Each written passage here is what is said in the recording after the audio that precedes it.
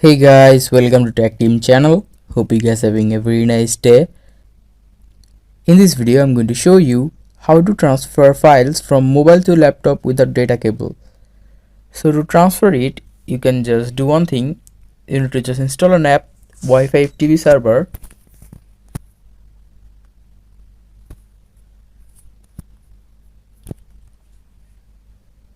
Just install this app.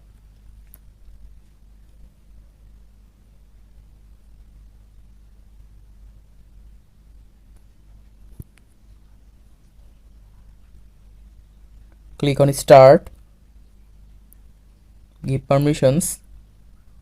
Now after clicking start, here you can see your server URL. You need to just copy this URL and you need to just go to your PC. In your PC manager, you need to just add a network connection, and in the network connection you need to just put this URL, and after you have put this URL you can just transfer files from your mobile to laptop.